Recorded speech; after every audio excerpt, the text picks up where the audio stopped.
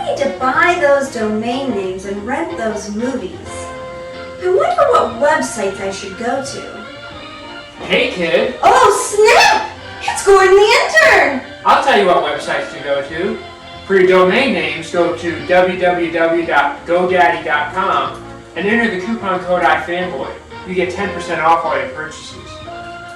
And for your movie needs, go to www.netflix.com/iFanboy. And then you get a 2-week free trial. And now I know! And knowing is half the battle. What are you doing outside my window at night? G.I. Joe! Fight for freedom wherever there's trouble. G.I. Joe is there! G.I. Joe! American hero! G.I. Joe is there!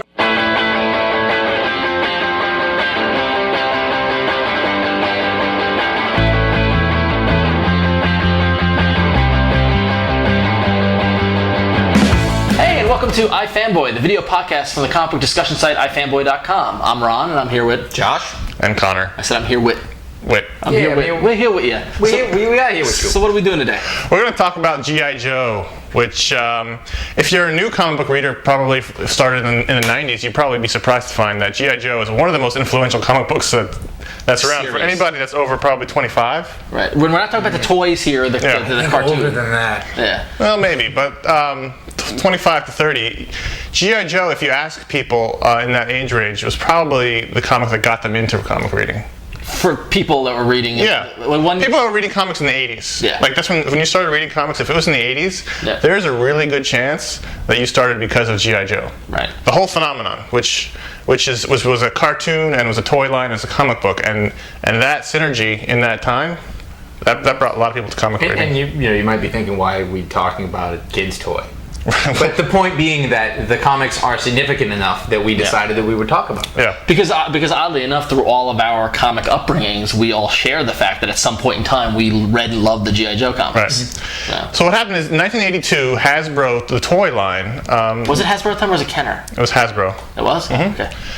Research. Yeah. Okay, Kenner was Star Wars. Yeah. But no, Hasbro then bought Kenner in the 90s. Yeah. What about Mattel? There was something different. Anyway. Hasbro, in 1982, they bought the G.I. Joe license and they reissued. The G.I. Joes originally were these big dolls, the 12-inch dolls. And they went back years, right? Yeah, they went back. Yeah. They were old toys, and they launched these little, like 4-inch. Not smaller, 2.5. 3.5 inch. Yeah. Action figure line, and to promote that, they 6 points of articulation. Yeah, they have the whole. And the fingers would always pop off. Yeah. They launched the cartoon. And to go along with the cartoon, Marvel Comics produced a comic book line. And back then, the unusual thing was they all you've got cartoons now of like Batman. There's Batman toys and comics, but they all don't cross promote. Where this was just a pure cross promotional enterprise. And at the time period, there was a lot of licensed properties out there. You had the Star Wars comics were running that at that point. You had this. And Transformers came along. The same time period. Marvel did that too. So there was the toy, comic, cartoon synergy happening a lot. So. And back then, they were able to actually promote each other, which you can't do now legally. But they could have cartoons. They could have commercials. Why can't you promote it legally? Because like advertising. There's a law against advertising. It's like a 30-minute commercial. It's complex. Because there was a loophole in the 80s where they all decided that we can make toys and then make cartoons that go around. It was a big promotional thing. Yeah, the cartoons essentially one big commercial for the toys. They were all action. And And so the comic book ran from 1984, 2 years after the toy came out, to 1993, and it ran for 155 issues. So theoretically, if you started when you were 11, you finished, when you were 20. Yeah. So if you kept reading it. Yeah. I know I dropped. And the amazing thing about this was basically the entire run, save for a handful of comics, was written by one guy, Larry Hama. Yeah. And he did something extraordinary. He went above and beyond in that he actually wove a compelling story. Well, because it's important to think that if you're asking why we're talking about this, and you're thinking it was just an adaptation of the cartoon. No way. It was not. It was superior. It was way superior to the cartoon. The cartoon was a cartoon. Yeah. It was literally a kid's cartoon. If you were to watch it now and you go back and it's fun because you'll remember little bits and things about it, but it was a kid's cartoon. There wasn't anything intricate. There wasn't anything dark. No one was actually. No one got shot. Right. It was the team of the worst group of marksmen. There were no bullets. Assembled. They're all lasers. They left out lasers. And this is not what the comic book was about. No. Right. Comic book was war. Yeah, so you had one guy crafting. He really, I mean, there was a lot of, as Ron said, a lot of Star Wars comics, there was Transformers comics, there's all kinds of comics that were promoting toy lines. This was really the only one that, I mean, the Star Wars comics were okay. The Star Wars comics were good. They were good and bad. They were hit and miss. Who'd say Sal Dercy, like something with a W. Somebody's name was, I forget the creator. But there's some good creators. Were in they the Star Wars original comics. stories? Or No, yeah, they were totally original stories. They took place in between the movies, and and they got a little wacky. Like there were some space rabbits running around, but like there was some. I mean, like they had Vader chasing Luke and the Rebels throughout. I mean, it was really good. Yeah, but the thing that set G.I. Joe apart was it was a 155 issue story, basically. It all connected. It was very dark at times. It was disturbing. I mean, Vietnam flashbacks. There was a lot of stuff. It was very heavily connected to Vietnam. Yeah. Characters died. Main characters died. People got hurt. I mean, it was romance. It was really adult. And Josh, you came across this not as a kid. I mean, I remember reading this in kindergarten all the way through college. You came across this later in life. Yeah, well, what happened to me was I had a roommate, and he had read them when he was younger, like you guys did. And he somehow came across, he had 2 shopping bags full of old Star Wars comics. That's and this awesome. was, I guess this would have been 2000, early 2001 maybe. And I was living with him, and he was like, you should read these. And I was like, I don't want to read these. And then I was doing something one time, so I started reading them. And all of a sudden, like within like a half an hour, I'm like, these are like this? This is really good. Just gunned people down. I mean, like, and I was shocked, and they were compelling, and it was, like you said, it was an ongoing story, and I just kept having to go through them. And I think I read 80 issues in like a small amount of time. And they used the same characters as the cartoons, but they deviated in They were story different. lines. They were a little different. Because they put they put Duke and Scarlet together in the cartoon. When you kind of got the suggestion of that, but in the comics it was Duke and Snake Eye. I mean, not Duke and Snake It was very ahead of its time. Don't ask, don't tell. All right, It was Snake Eyes and Scarlet. Yeah. Yeah. So it was interesting. Little changes here and there. So. Yeah. Everybody I knew growing up, I mean, in school, read G.I. Joe, watched G.I. Joe, had G.I. Joe toys. I mean, everybody had G.I. Joe toys. Yep. Oh yes. We're not going to get into that. No, but I mean, the G.I. Joe culture was so pervasive in the '80s. In if you were a boy reading, and you did this stuff. Goddamn communists. That's why. Well, and the thing was but what was great about it was that it had a great villain. In the Cobra as this, which honestly, if you look at how it exists now, it's a terrorist organization working in our borders, which is kind of freaky. But it wasn't as specific as communism or anything. It was it was imaginary, but it got the same kind of feeling in the 80s because there was a lot of. I remember being in elementary school worrying if the bomb was going to go off or any of those kind of things like that. It definitely played upon the hysteria and that stuff. Yeah, exactly. And so I mean, it was really neat how you almost like the Cobra storylines were as interesting as the G.I. Joe storylines. It was like two houses almost with the villains and the heroes, and you were constantly seeing both sides. Everybody was really well fleshed out, so much more than the cartoon. I mean, the comic book really got to delve into the characters. The whole Snake Eyes is probably the most famous G.I. Joe, the most popular G.I. Joe, for good reason. He was a really great character. Yeah. But you got like this whole Vietnam backstory. I remember that he was a big character, and I remember because I wasn't reading this, and in the cartoon, he's hardly in the cartoon. He looks cool, I guess. Like he danced with the wolf. I remember that. but like when you get to this, he's really a cool character. He's the badass. He's the Jack Bauer of G.I. Joe. I mean, he's the one who when you saves the day. Yeah, exactly. So when he's the Wolverine character. He's the one that all odds are against G.I. Joe. He's the subject of one of the greatest issues. Yeah, issue 21 was actually a landmark comic, and just in and of itself, it was the famous silent issue that not only introduced Storm Shadow, Snake Eyes' ninja rival, which is awesome, but a white ninja. Yeah, it was completely a white ninja who was badass. I mean, you would never think of a white ninja being badass, but it was completely silent and told only through pictures, and that was, I mean, not the first time it had ever been done, but it was the first like really popular. And wasn't it a mistake? I thought I remember reading that the origin of the silent issue was that they were behind and they didn't have time to actually get the lettering done and stuff like that, so the book just went to print with it with no word balloons. Is that an urban rumor? I think there's some truth to it. I think there's some. I probably should research that. Really tells a lot about the strength of the storytelling in that case, because if you can get away with that, you've really done something. Yeah, and the whole issue was focused on Snake Eyes, so it was kind of Snake Eyes rescuing Scarlet. Snake Eyes never spoke. For anybody who doesn't read, he's mute.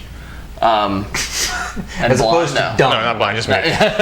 Which we're not supposed to. But actually, and that was issue 21, like you said, and then a couple issues later, they got into actually what was my first comic book ever, issue 26. Not first ever, because my first ever, my first comic book ever. That you ever bought? No, that I ever got. I didn't buy it. I mean, I was like maybe in kindergarten or first grade, and I remember for a birthday party as part of the goodie bag, we got a comic book. G.I. Joe 26. And there were various different comic books, and I happened to get G.I. Joe 26 in mine. They didn't read it before they gave it out to the kids. I know. Well, G.I. Joe 26 was kind of like the secret origin of not Snake secret, Eyes. but Snake Eyes and Storm Shadow, and it's like how they were like in the same unit in Vietnam, and a like stalker, yeah.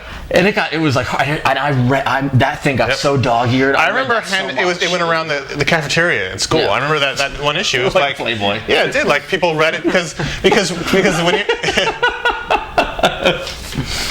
because what happened was when you were a kid, the mystery of Snake Eyes was like the biggest thing. Like what was his name? What did he look like? Because you never saw his face. Right. Even when he took his mask, he had the full face mask, and if he took his mask off, it was always in shadow. Yeah. You didn't know his name. And in the Vietnam flashbacks, he was wearing one of those like hats, the wide brim hats, and so the brim went over his eyes. So or the shadow. You just saw his mouth. Yeah, exactly. Yeah. And I mean, Snake Eyes was the greatest mystery. And I thought the only misstep with him was at the end. They it was the Wolverine syndrome. Well, now we're going to reveal stuff, and they revealed like too much, where it was no longer really interesting. But there was a mysterious, like he and Storm Shadow both had the same kind of tattoo, like the I Ching, yeah, exactly. And so you knew that they were friends at some point. Why did they deviate? It was just great. I mean, it was almost amazing. Like Shakespearean. Connor and I both gone through a period where we wanted to have that tattoo. I've been right here, right there. Yeah, but it was the Snake Eye Storm Shadow. It was something like two brothers. It was like two brothers who, now they're on opposite sides of this conflict, and it was like Civil War, like Shakespearean. It was very deep. Larry Hama did, which is strange because later in other comics I've read of his, I don't like at all. But Larry Hama, he's referring to is the worst run story arc of Batman in modern history. It was the Whale Girl arc.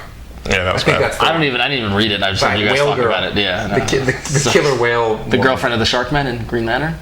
No, that'd be good. It was worse than that. It was bad. It was really bad. But Hammond did a great job. But also the art was really good. I mean, Herb Trimp was on it. There's some famous Marshall Rogers. There's some big names later on, like guys like M.D. Bright, who was really big in the 90s. So there was some good art, but there was also some not so good art. Well, and going back for looking through the old for the show, I mean, it's by modern day standards, it's not great, but it's really serviceable and it really tells the story. There's no like confusion about what's happening from panel to panel. Like you get a lot of artists these days, and whose names I won't mention, but draw X-Men.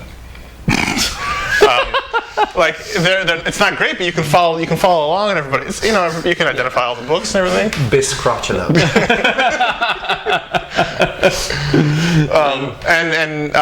It's just it's hard to describe, and people I'm sure who came across later or younger are thinking G.I. Joe, right? Yeah. Stupid, but it's not just a nostalgia thing because Josh came along and read it and it was great. Yeah, 20 years after the fact. Yeah. And I'm a critical person, so if it was dumb, I wouldn't have gone through it. But and I think at some point, there's a giant massacre. Yep, towards the end, a bunch of characters get killed. They're like in a ditch. They're POWs of Cobra. They have a battle. Cobra takes guns them down. They line them up in a trench, just like the Nazis, and the guy comes up and just with a big machine gun and guns down like I'm not going to say quick kick and things, people like that. But quick kick down. We don't even know if we can find a copy of that. So. No, it's just it was a dark. It got really. Once Larry Hama left is when I dropped off the book. Right, and then it died down. So it died down in the early 90s, right? Basically, it was done by 1993. Didn't they connect it to the Nam at some point in the 80s? Larry Hama did Nam, so. Yeah, I think at one point there was so the which would put it in the Marvel Universe proper. Anyway, and maybe it didn't connect it to the Nam. No, I don't think that. Isn't it amazing though that again. Not just on the show. Considering the Nam to the side, it's amazing that they had the comic go so entrenched with the Vietnam War. Yeah. Especially at the time. In '84, the wounds were still really raw from the war. And they did a really good job. It was. I know, that was just very journalistic of you. It's like, the wounds were still raw. In 1984. I'm from the BBC now. So it got canceled in the 90s. So it got canceled in 1993. And then in the late 90s, the whole nostalgia market. Early 2000s, actually. It was later than the late 90s. I mean, there was. No, Dark Horse did a few books, 1996. They got the license. I forgot. Yeah, they tried to read. They tried to bring back like G.I. Joe, like Extreme. No, it was called something stupid like that. It was, and they were all on vert ramps. And it was like they got pizza and Mountain Dew and fought Cobra. Yeah, basically, it was not far from that, sadly. Mecha armor and stuff like that. Yeah, it was like a couple of years. It was just bad. It was not worth talking about. But then in 2001, Devil's Due just Josh Blaylock got the license, and which was pretty smart of them, because at that point there was a lot of like T-shirts were starting to come back with like 80s nostalgia, stuff like that. It was like the right time, capitalizing on the 80s nostalgia. That wasn't just in comics; that was pervasive through the entire kind of whole American culture. Exactly. And obviously this wouldn't have been planned or anything, but the first issue came out the same week as September 11th. Yeah, which is it was your pick of the week. My pick of the week, Wednesday, September 12th. Yeah. 2001, and I don't know if there was patriotic fervor or whatever, but like at that point, no, the first couple issues were alright. Were good. Yeah, they were. The whole concept behind Devil's Due, they were going to succeed where Dark Horse failed, was they were going to connect it to the original Marvel series. Didn't they get Larry Hama? Well, eventually they brought on Larry Hama. A bunch of people have come and gone. I never caught. I think what happened was, I think they tried to. It was too slavish to the old continuity. Yeah. And it just wasn't. You can't go back and recapture the magic. It was a good idea to connect it, because the one that Dark Horse's book was bad. Right, just forget that. And I bought the first 10, maybe the first year of comics. Yeah, I think I bought the first year. And you know what? Every now and then I'll dabble in a special. Like I bought randomly a Scarlet Declassified. They do these declassified one shots where they tell an old story, and it was really good. It Phil Noto art. Really? Yeah, it was really good. A lot of good people have come and gone. Well, because again, it's the power of G.I. Joe. I think people want to work on these books. I liked reading them. I mean, like when Devil's Due was putting out, I don't know why I stopped buying them, but eventually it was I think they started doing more original stuff and introducing new characters. I'm like, no, I don't want to, I want the people I know. And one of the things that Marvel did was they started reprinting in trade paperback the original series, because for many years people said, why don't you reprint G.I. Joe? It's one of the most asked about books to be reprinted. And Marvel started doing it. They got to volume 5 and issue 50. They stopped, which covers about a third of the series. Right. They got J. Scott Campbell to do the covers, because this was at the time. Yeah, they recolored everything. Yeah. It's a really nice paper. The quality is really good. I keep opening up to the. No, I bought the first. I bought the first 3 until I got to issue 26, which is the one I just wanted to have that in my library, because I forgot what issue number it was. Remember, every time the trades came, I'm like, damn it, it's not in this one. 26, 27, 28 was that story. That story arc. I only did 26 though. I can't think. Can I tell you? I read that comic for like 2 years.